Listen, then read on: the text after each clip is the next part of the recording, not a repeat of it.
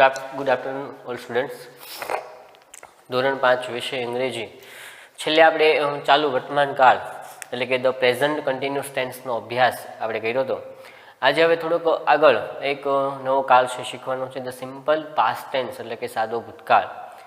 તો થોડી ઘણી માહિતી આમ તો આ કાળની આપણે અગાઉ આપેલી છે, છતાં પણ એકવાર આપણે જોઈએ કે ભાઈ સાદો વર્તમાન કાળ છે એનો ઉપયોગ શું છે. તો ભૂતકાળમાં કોઈ ક્રિયા ઘટના ઘટી ગઈ છે એને રજૂ કરવી હોય તો આપણે આ ભૂતકાળનો ઉપયોગ છે એ કરીએ છીએ. બરાબર. ભૂતકાળમાં કોઈ ઘટના બની ગઈ હતી, એની ક્રિયા શરૂ નથી, પણ એ વખતે તમે ગયા વર્ષે ધોરણ 5માં હતા, તમે ગયા વર્ષે ધોરણ 5માં હતા, તો એ ભૂતકાળ થઈ ગયું. બરાબર છે. એવી કોઈ પણ જે બની ગયેલી ઘટના છે એને અત્યારે રજૂ કરવી હોય તો આપણે સાદા ભૂતકાળનો ઉપયોગ છે એ કરીએ છીએ. બરાબર. તો સાદા ભૂતકાળમાં કશું છે નહીં, પણ એના જે અમુક નિયમો જે છે એ નિયમો ખાસ કરવા પડે. જેમ આપણે ગત લેક્ચરની અંદર જે ચાલુ વર્તમાન કાળમાં જે આઈએનજીવાળા રૂપ છે એ શીખ્યા હતા, એમ અહીંયા આપણે જે ક્રિયાપદના રૂપ છે એના ભૂતકાળના રૂપ છે એ શીખવા પડશે. બરાબર છે. તો સામાન્ય તમને એક વાત કરતો કે V1 એટલે કે ક્રિયાપદનું મૂળ રૂપ, V2 એટલે ભૂતકાળનું રૂપ અને V3 એટલે કે ભૂતકૃતનું રૂપ. બરાબર છે. આ ક્રિયાપદનું મૂળ રૂપ, આ ક્રિયાપદનું ભૂતકાળનું રૂપ અને આ ક્રિયાપદનું ભૂતકૃતનું રૂપ, આ ત્રણ રૂપો છે એ આવે છે. તમારે અત્યારે એક આ રૂપ અને એક આ બીજું રૂપ, આ બે રૂપને ખાસ યાદ રાખવાના છે, કારણ કે તમારા માટે આ બે કામના છે.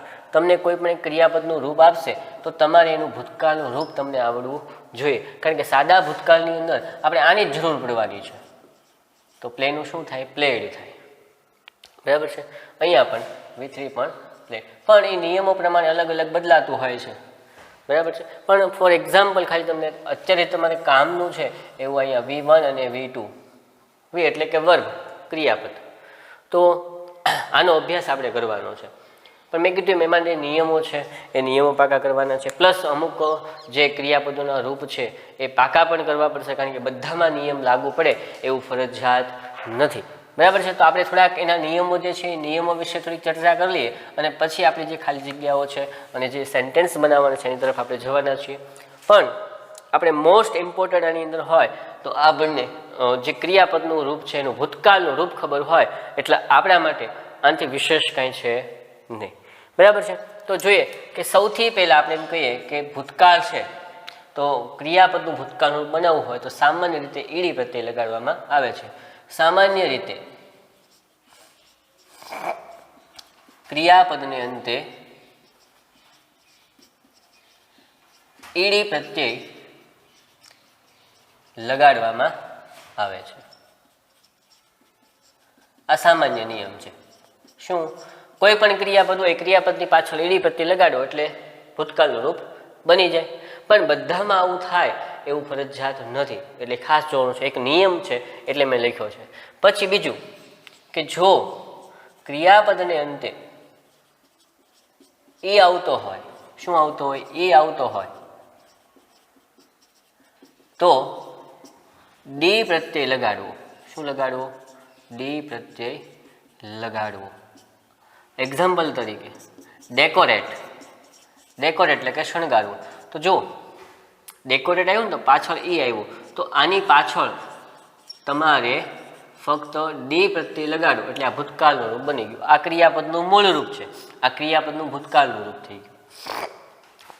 પણ દરેક વખતે એ આવતો હોય પાછળ ડી પ્રત્યય લાગે એવું ફરજિયાત નથી. WRIT રાઈટ લખું છું તો આનું ભૂતકાળનું રૂપ આપણે એમ કરી નાખીએ છેલ્લે એ આવે છે, હાલો આપણે શું કરી નાખીએ ઈડી પ્રત્યય છેલ્લે ડી પ્રત્યય લગાડીએ તો આ ખોટું પડે, કારણ કે બધામાં આ નિયમ લાગુ પડે એવું ફરજિયાત નથી. દરેકના પોતાના નિયમ છે. બરાબર છે. તો નિયમને અનુસરવાના છે ને એ મુજબ આપણે હાલવાનું છે. ઓકે, ચાલો.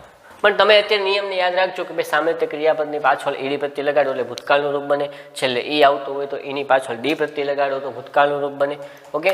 પછી જો એવું બને કે ક્રિયાપદને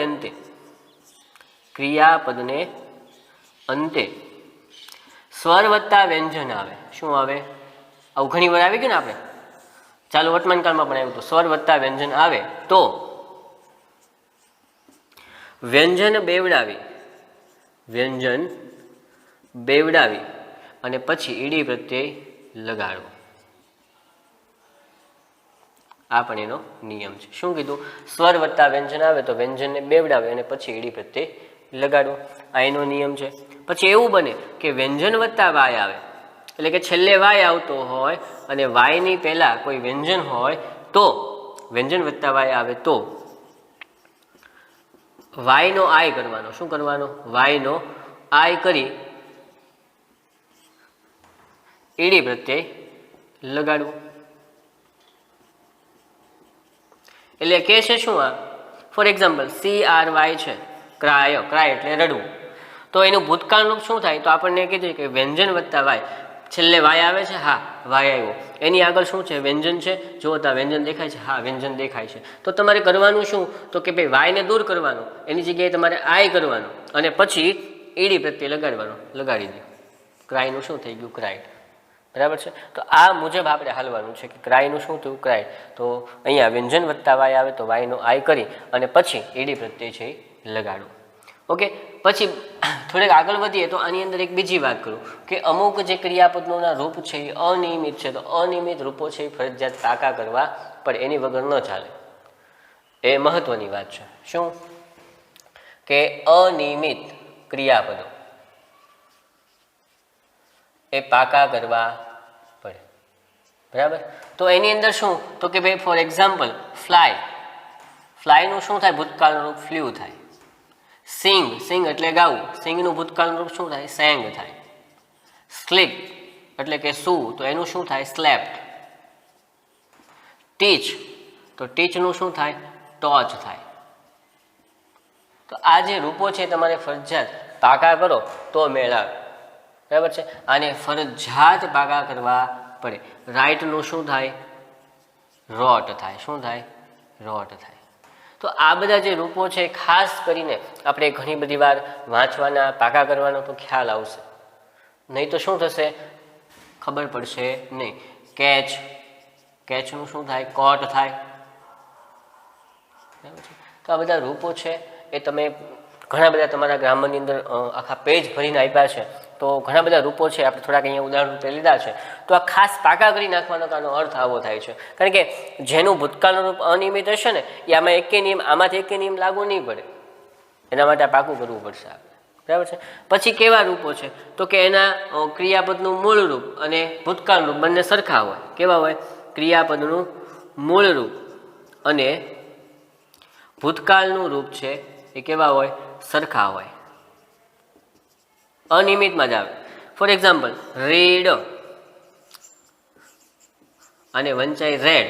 જો ક્રિયાપદનું મૂળ રૂપ હોય તો રીડ, એનું ભૂતકાળનું રૂપ થાય તો અહીંયા સ્પેલિંગ સેમ રહે છે પણ એનું જે પ્રોનાઉન્સિએશન, ઉચ્ચારણ છે એ બદલાઈ જાય. Read, red. સ્પેલિંગમાં કોઈ પણ મિસ્ટેક નથી. બરાબર. કોઈ ટૂંકમાં ચેન્જ નથી. પણ જ્યારે તમે મૂળ ક્રિયાપદના રૂપે વાપરો ત્યારે રીડ અને ભૂતકાળ તરીકે વાપરો ત્યારે રેડ એવું બની જાય.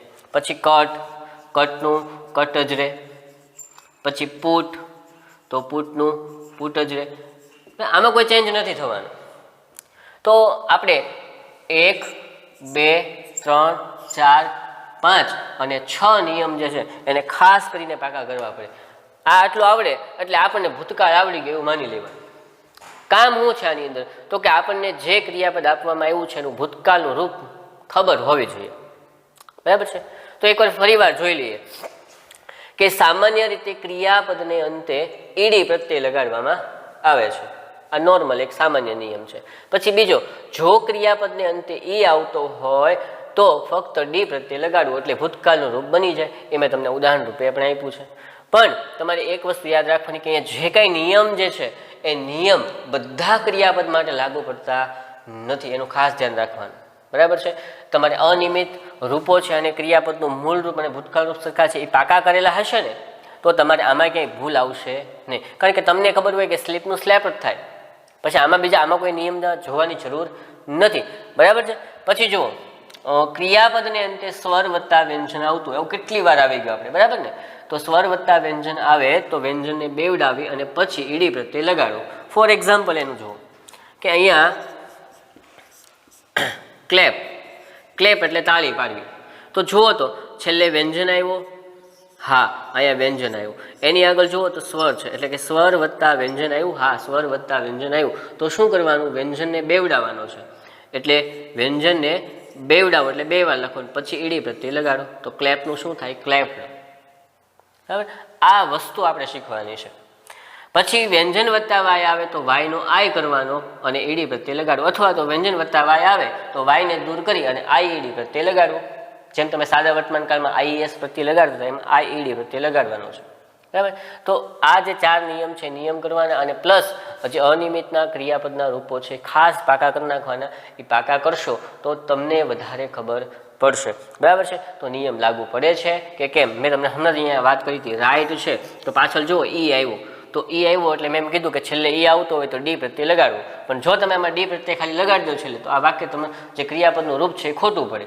કેમ? તો કે રાઈટ છે ને એ અનિયમિત ક્રિયાપદના રૂપની અંદર આવે, એટલે રાઈટનું રોડ થાય, રાઈટડ એવું લખાય નહીં.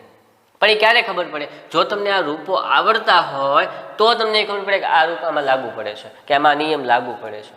બરાબર છે. પછી ક્રિયાપદના જે મૂળ રૂપ અને ભૂતકાળના જે રૂપ છે સરખા છે એટલે એમાં કોઈ ચેન્જ થવાનો નથી. એનું ક્રિયાપદનું મૂળ રૂપ ગણો કે ભૂતકાળનું રૂપ ગણો, એક સરખું જ થાય.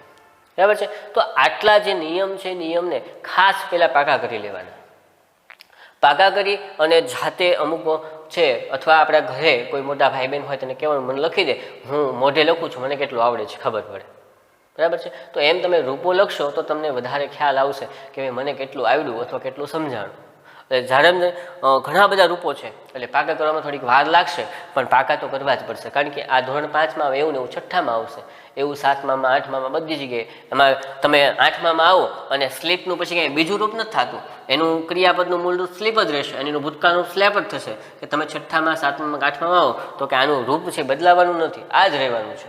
આ ગ્રામર છે, તમે ગમે ધોરણમાં આવો ગ્રામરમાં કોઈ ચેન્જ નથી થવાનું કે હાલો ભાઈ 8માં આવ્યો તો ગ્રામર કંઈક અલગ આવશે, 10માં આવ્યો તો ગ્રામર અલગ આવશે. આવે કેવું? થોડુંક વધારે આવે. મેં તમને કીધું ને કે તમારા જે પાયો છે એ મુજબ તમારા માટે આ પૂરતું છે.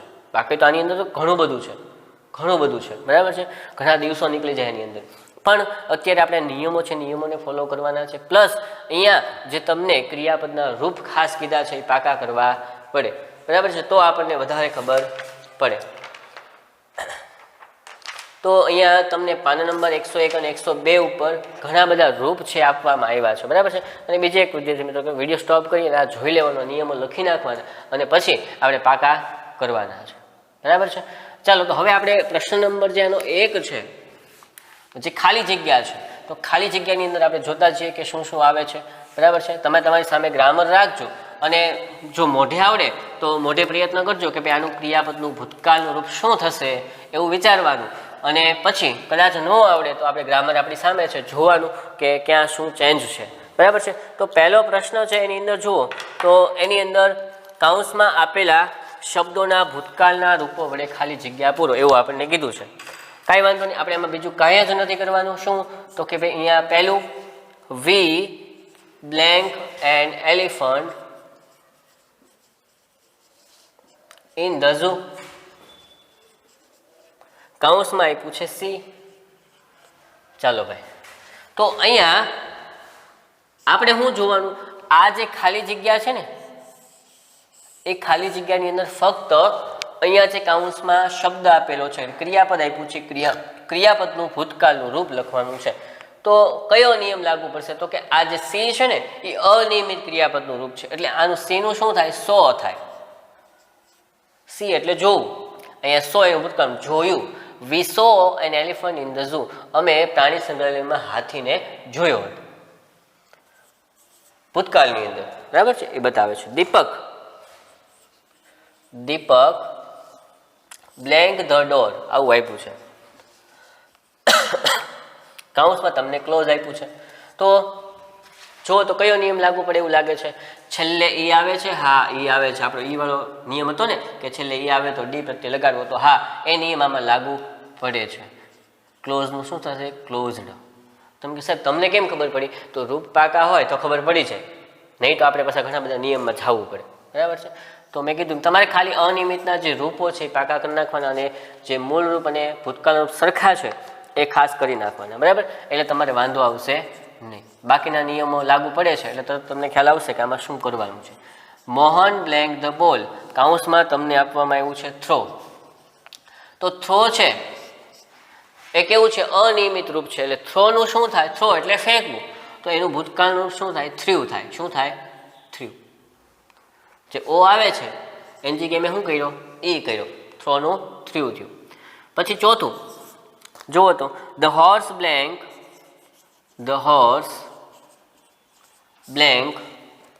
Over the fence. Over the fence, કાઉન્સમાં તમને આપ્યું છે જમ્પ. ચાલો ભાઈ, તો આનું ભૂતકાળનું શું થશે? તો જમ્પ છે, JUMP. તો આમાં આપણે જે નિયમ લખાવ્યા તમે લખ્યા પણ છો, બરાબર છે? તેમાં જુઓ તો કયો નિયમ લાગુ પડે છે? તો કે પહેલો નિયમ, સામાન્ય રીતે ઈડી પ્રત્યય લગાડવામાં આવે છે. તો જમ્પ છે, જમ્પની પાછળ ઈડી પ્રત્યય લગાડો, જમ્પડ, એટલે આપણું ખાલી જગ્યા છે પૂરાઈ ગઈ. પછી પાંચમી જુઓ, the teacher blank us grammar. કાઉન્સમાં તમને આપવામાં આવ્યું છે ટીચ. તો આ રૂપ હમણાં આપણે બોર્ડ ઉપર લખ્યું હતું. ટીચ એટલે શીખવવું. તો ટીચનું ભૂતકાળ રૂપ શું થાય? તો કે ટીચ છે ને એનું ભૂતકાળ રૂપ છે અનિયમિત છે. ટીચનું થાય ટોચ થાય. શું થાય? ટોચ થાય. ઓકે, તો ટીચર ટોચ અસ ગ્રામર, શિક્ષકે અમને ગ્રામર શીખવું હતું. ઓકે. છઠ્ઠું, ધ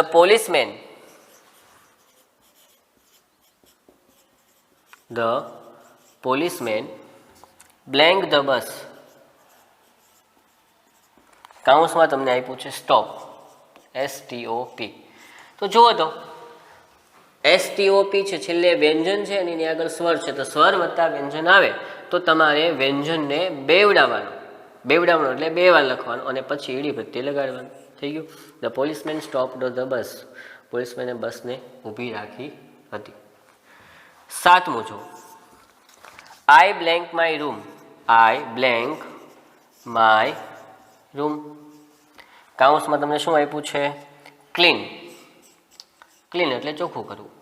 તો ક્લીન છે, જુઓ તો અહીંયા સ્વર વત્તા વ્યંજન દેખાય છે. હા, દેખાય છે, પણ એની પહેલાં પણ જુઓ સ્વર છે, એટલે કે સ્વર વત્તા વ્યંજન છે. એટલે આપણે જે નિયમ કહેતા હતા ને કે સ્વર વત્તા વ્યંજન આવે તો વ્યંજનને બેવડાવીને ઈડી પ્રત્યે લગાડવાનો, તો એ નિયમ પછી આમાં લાગુ નથી પડતો. કેમ?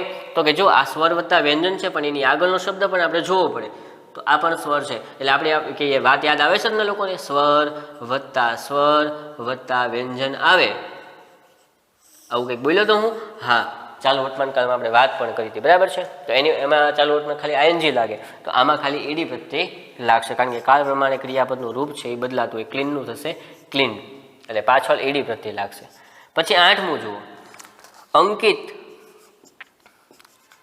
અંકિત બ્લેન્ક કાઇટ્સ. કાઉન્સમાં તમને આપ્યું છે ફ્લાય એટલે ઉડાડવું આવે. તો ફ્લાયનું ભૂતકાળ રૂપ શું થાય? ફ્લ્યુ થાય. હમણાં આપણે લખ્યું હતું ફ્લાયનું ફ્લ્યુ, અનિયમિત રૂપ છે. અંકિત ફ્લ્યુ કાઇટ્સ, અંકિતે પતંગ ઉડાડી હતી. પછી નવમું શું કહે છે? ધ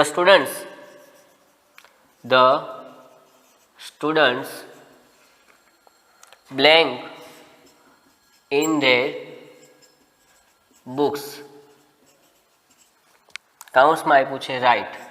ચાલો, આ તો શબ્દ હમણાં આવી ગયો, બરાબર? તો રાઇટનું શું થાય? ઈડી પ્રત્યય લાગે ને? ડી પ્રત્યય લાગે ને? તમે કહેશો ના સર, આ તો કેવું છે? અનિયમિત રૂપ છે, એટલે કેવું થાય? રાઇટનું રોડ થશે, બરાબર? તો આ મુજબ આપણે ખાલી જગ્યા 10મી હજી એક લઈ લઈએ. શું કહે છે? The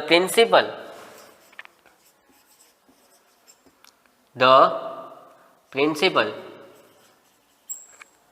blank the teacher.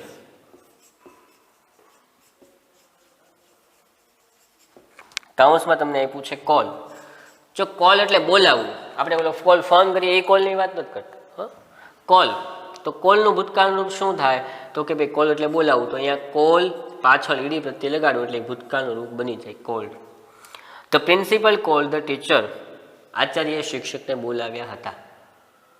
પૂરું, બરાબર? તો તમારે શું કરવાનું? અહીંયા જે રૂપ તમને આપવામાં આવ્યા છે, બસ એનું ભૂતકાળનું રૂપ તમારે ખાલી જગ્યામાં લખવાનું, એની સિવાયનું કાંઈ પણ તમારે કરવાનું નથી, બરાબર છે?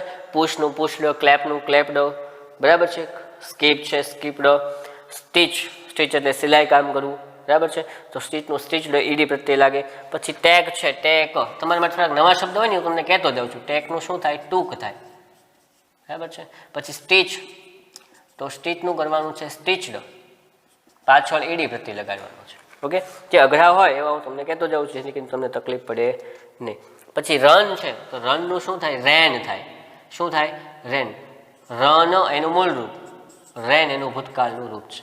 ઓકે, ચાલો. પછી ક્રોસ છે, તો ક્રોસથી પાછળ ઈડી પ્રત્યે લગાડો. વોચનું વોચડ, પીકનું પીકડ, વોકનું વોકડ, સ્લીપનું સ્લેપ્ટ, હમણાં આપણે વાત કરીએ એવી રીતે. સેનું શું થાય?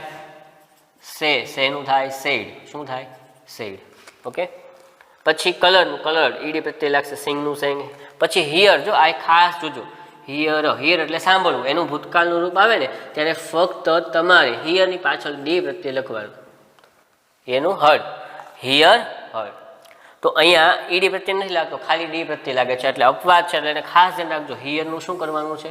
હર્ડ, પાછળ ખાલી ડી પ્રત્યે લગાડવાનું છે. પછી સીટનું સેટ છે. સ્કોલ્ડ, સ્કોલ્ડ એટલે ખીજાવવું, ઠપકો આપવો, તો પાછળ ઈડી પ્રત્યે બોઇલ, તો બોઇલનું થશે પાછળ ઈડી પ્રત્યે બોઇલ્ડ. પછી પુલ, તો પુલ અને સેલ, સેલનું થશે સોલ્ડ, સેલ તો એનું થશે સોલ્ડ. તો આ જે ભૂતકાળના રૂપો છે જે અઘરા જેવા એમ લાગતા હતા તો એ મેં તમને લખી દીધા છે. બાકીના જાતે કરવાનો આપણે પ્રયત્ન કરવાનો છે, બરાબર. હવે આપણે પ્રશ્ન નંબર જે 2 છે એની તરફ આપણે જઈએ. તો એની અંદર શું છે જુઓ, તો સૂચના વાંચો. એની અંદર કે આપણને શું કહેવા માંગે છે, તો કે અંડરલાઈન કરેલા જે શબ્દો છે ને ત્યાં તમારે ભૂતકાળનું રૂપ લખવાનું છે. તો મેં તમને હમણાં કીધું ને કે તમને ભૂતકાળના રૂપ આવડે એટલે તમારા માટે અહીંયા બીજું વિશેષ કંઈ પણ નથી કરવાનું, બસ ભૂતકાળના રૂપ આવડવા ફરજિયાત છે. ઓકે, તો એ તો તમે પાકા કરશો એટલે તમને યાદ આવી જશે, અને થોડીક મહેનત કરશો તો ઘણા બધા રૂપ તમને આવડશે, બરાબર. તો જોઈએ બીજા પ્રશ્નની અંદર શું કહે છે. જો રેખાંકિત શબ્દોના ભૂતકાળના રૂપ છે, રેખાંકિત શબ્દોના ભૂતકાળના જે રૂપ છે એ બનાવીને વાક્ય લખો. તો પહેલું આપણને આપ્યું છે, શું આપ્યું છે જુઓ, તો કે આપણને એમ કીધું છે ફાધર, ફાધર બ્લેન્ક, સોરી આપણે લખવાનું છે કમ્સ હોમ અર્લી, અર્લી એટલે કે વહેલા, કમ્સ નીચે અંડરલાઈન છે. હવે જો એ સમજતો જોજો, અહીંયા આ જે વાક્ય છે કોઈ પણ કાળમાં આપ્યું હોય, એવું નથી કે ભૂતકાળમાં જ આપ્યું હોય કે ચાલુ વર્તમાન કાળમાં જ આપ્યું હોય. અહીંયા કાંઈ પણ આપ્યું હોય એટલે કે કોઈ પણ કાળનું વાક્ય હોય, જે શબ્દની નીચે અંડરલાઈન કરી છે ને એ શબ્દનું ભૂતકાળનું રૂપ ખબર હોવી જોઈએ, બરાબર છે. તો અહીંયા જુઓ, ફાધર કમ્સ હોમ અર્લી, કે પપ્પા ઘરે વહેલા આવે છે.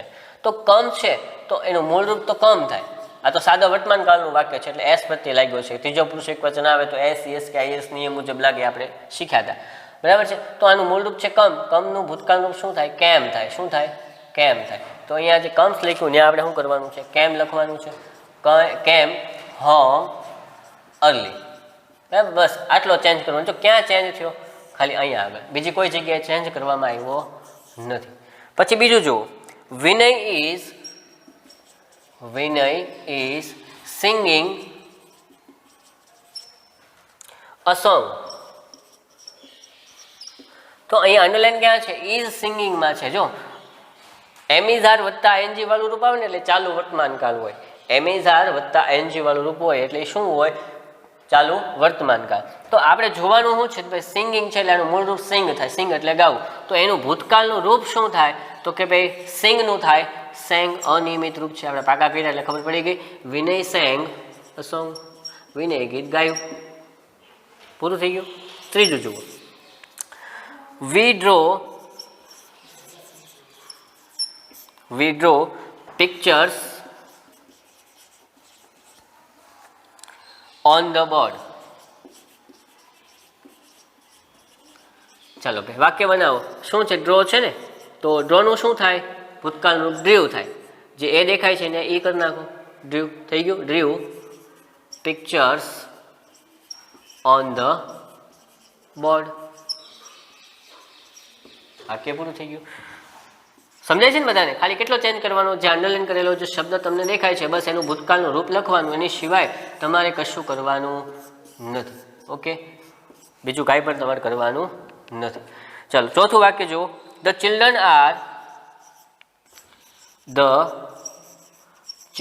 R clapping their hands. તો અહીંયા આર ક્લેપિંગ ઉપર અંડરલાઇન છે, બરાબર. તો બીજું કાંઈ ચેન્જ કરવાનું નથી. ધ ચિલ્ડ્રન આર ક્લેપિંગ, તો ક્લેપ એટલે તાળી પાડવી. તો અહીંયા આર અને વત્તા એમ કહેવાય ને, મેં કીધું એમ ઇઝ આર વત્તા આઈએનજી વાળું રૂપ આવે ને એટલે એ ચાલુ વર્તમાન કાળ હોય. તો આપણે જોવાનું મૂળ રૂપ શું થાય, ક્લેપ થાય. તો ક્લેપનું ભૂતકાળનું રૂપ શું થાય, CLAP છે, આ એનું મૂળ રૂપ છે. સ્વર વત્તા વ્યંજન આવે તો વ્યંજનને બેવડાવે અને પછી ઈડી પ્રત્યે લગાડવું, એટલે કે ક્લેપનું ભૂતકાળનું રૂપ થાય ક્લેપનું. પછી લખી નાખવાનું જોઈને ધેર હેન્ડ્સ. ઓકે, તો બીજું કાંઈ વિશેષ તો આમાં છે નહીં, બસ આટલું જ. પછી પાછું પણ જોઈ લઈએ. They go home late, they go home late. Go ઉપર અંડરલાઇન છે. ગોનું ભૂતકાળનું રૂપ શું થાય, વેન્ડ થાય. શું થાય, વેન્ડ. ધે ગોનું ભૂતકાળનું રૂપ વેન્ડ. ગો એટલે જવું, વેન્ડ એટલે ગયો હતો. Wand home late. બસ, તો આ મુજબ દરેક સેન્ટેન્સ છે તમારે કરવાના છે. તમને 20 વાક્યો છે આપવામાં આવ્યા છે, બરાબર. તમારે લખતું પણ જવાનું, વિડીયો સ્ટોપ કરી અને જેથી કરીને તમારે વધારે સારી રીતે તમે લખી પણ શકો અને ભૂલ પણ ન આવે, બરાબર છે. તો થોડાક આગળ વધીએ. તો હવે છઠ્ઠી ખાલી જગ્યા જુઓ. છઠ્ઠી, mister Dave drinks T. Okay, તો મિસ્ટર દવે ડ્રિંક્સ, ડ્રિંક એટલે શું, પીવું. તો ડ્રિંકનું ભૂતકાળનું શું થાય, ડ્રેન્ક થાય. શું થાય, ડ્રેન્ક. Drank T. ઓકે, પૂરું. 7મું વાક્ય જુઓ. Yash is flying kite. Yash is flying kites. તો ચાલો જોઈએ આપણે. યશ પછી ઇઝ ફ્લાઇંગ છે, ફ્લાય એટલે ઉડાડવું. તો ફ્લાયનું ભૂતકાળનું શું થાય, ફ્લ્યુ થાય. યશ ફ્લ્યુ કાઇટ્સ. યશે પતંગ ઉડાડી હતી, તમે ઉડાડજો. 8મું,